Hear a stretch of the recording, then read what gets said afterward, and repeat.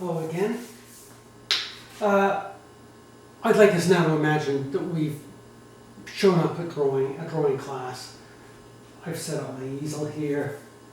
Here's this as I had it before. And I'm now going to draw something. It might be a model, it might be still life, it might be, it'll be a box. I'm going to draw the box again.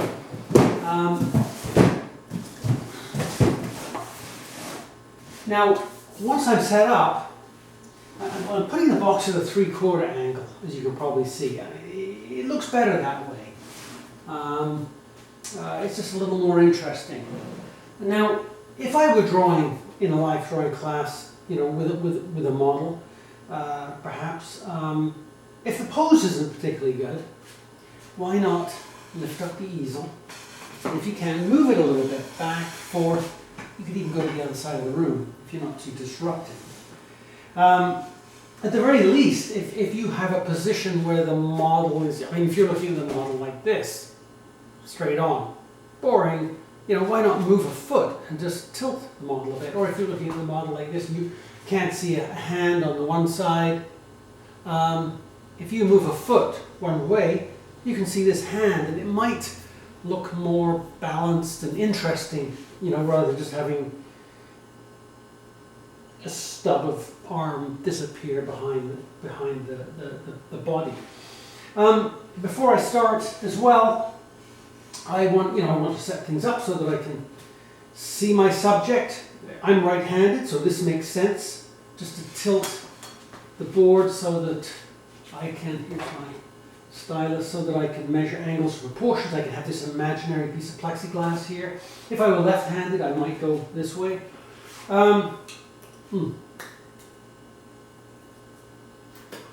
Now, if I look at the box in a 3/4 angle, to me it looks best in a landscape format, not a portrait format. So that's something I can do here. I can change my board to make my subject fit on a landscape format. Much better. You know, I can use my hand almost like a viewfinder. And now I begin. The first thing I want to consider is, if I were to look at this and divide it in half,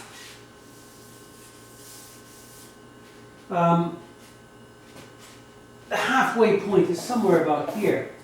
Now this time I'm not going to simply size stuff as if it's on this piece of plexiglass. I want to scale it up so that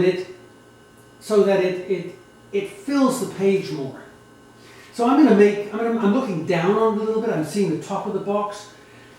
If the halfway point is here, this unit, this area here, from here to here, which is a unit, a basic unit for me, that is going to be somewhere about here. I'm going to draw it in. It is also plumb. Now it isn't. If I took a photograph of this, click, it would not be plumb. Things would in fact be converging together. But as I look directly at this corner, it appears plumb to me. And if I look at this corner, again, it appears completely plumb, completely vertical. If I look at the corners of the garage that I'm in, they're all vertical. Now they're not.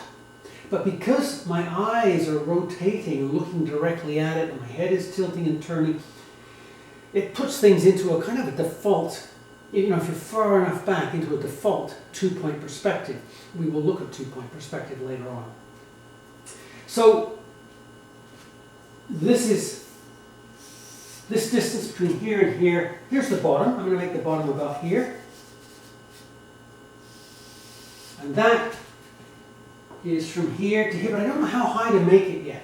So if I measure the distance from here to here, and then I compare it to what I can see at the top of the box, it's, I think that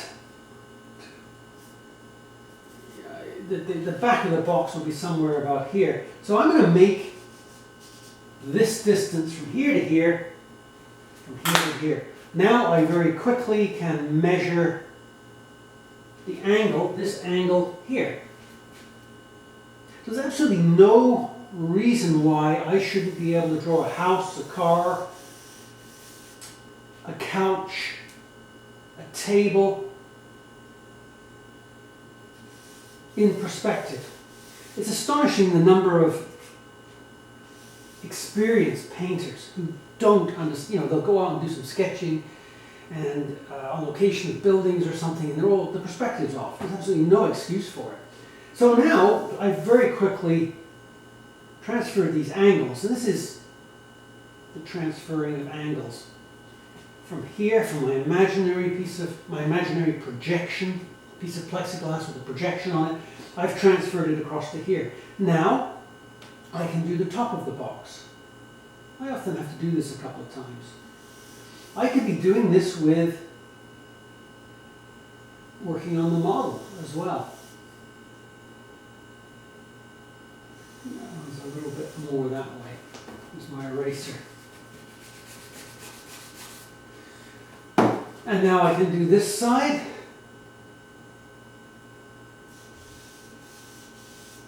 And there I have two facets of the box.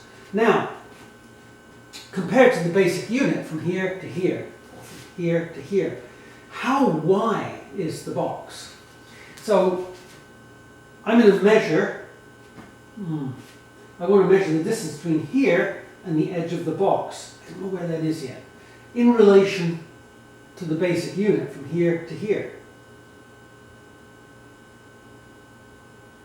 Now, notice how I'm just doing this by, I put the tip on one end and then move my thumb up and down so that I can, there we go. I'm doing this basically. Keeping my elbow locked, must lock the elbow, like so. Then I tilt it around, and it's a little over half. It's about here. So that's about the width from here to here of this side of the box, which is in shade. Now I do the same for the other side of the box. It is just a little bit bigger than this. So the distance from here to the other side of the box is just a little bit more than this. So there, it must come to about here. And now I've got two sides of the box. And these are points marked with X's. These are lines, and these enclosed areas are planes. Now, let's establish the back of the box.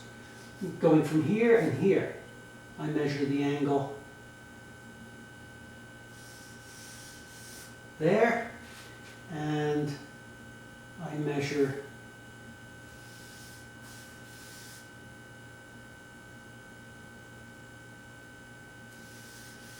the angle there. And voila, I've got a box drawn in perspective. If I can draw a box in perspective, if I made this the right proportions for a car, for example, here's a little silly wooden car, it would not take much for me to, if I was in fact drawing a car from this point of view, maybe I'm up in a second story window, perhaps I'll even demonstrate drawing a car later on. I can draw a vehicle, and it's a little toy car. Maybe it's sitting on the floor. But if I can draw a box, I can draw a house, a car, a couch, anything working within the box. So review that if you have to. What I would like you to do now is to go and draw some boxes, and then we'll go from there. Draw one box, two boxes, pile the boxes up, and measure angles and proportions. And you can also take very square shaped widgets or consumer products from the house, even a computer, and set it down and measure angles and proportions and draw it in perspective. And you should be able to draw anything, but start with a box. Okay, we'll come back.